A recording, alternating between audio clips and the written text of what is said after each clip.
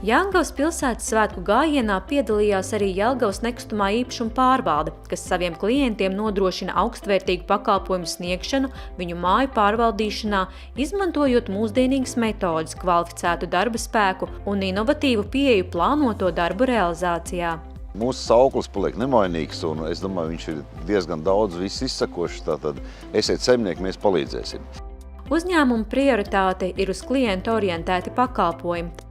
Jā, gribēju atzīmēt, ka arī tieši tas, ko vairums uztvēra kā lielo dišķibeli nākošo mūsu Covid laiks, mums tomēr rosināja mainīt principus, kādā veidā mēs apkalpojam savus klientus. Un tad arī radās vairums šie te IT rīki, kas palīdz gan noslēgt līgumus attālināti, gan risināt visus jautājumus. Tad ir ātrās saziņas, ir iesnieguma sistēma, ir vesels portāla sadaļa, kur ir komunikācija ar mūsu mājas kontaktpersonām.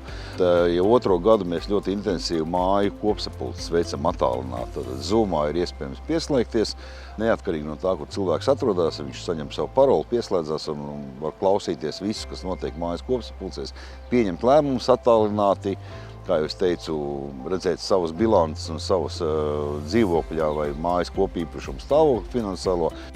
Jelgavas nekustamā īpašuma pārvalde ir viena no pirmajiem Latvijā, kas uzsāka darbu pie ēku energoefektivitātes paaugstināšanas. Šobrīd pilsētā jau ir nosiltinātas 26 ēkas un turpinās darbs vēl pie 3 māju kompleksu renovācijas.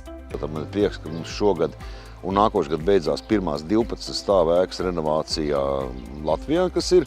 Skatīsimies, kā mums ar šo veiksies, jo tas ir tāds liels izaicinājums gan mums, gan ēkas iedzīvotājiem, gan arī būvdarbu veicējiem. Un es gribu novēlēt gan savam kolektīvam, gan visiem pilsētas iedzīvotājiem labus apsaimniekotājus, labus dzīves apstākļus pilsētā, un kopā to darot mēs noteikti varam panākt daudz labas lietas.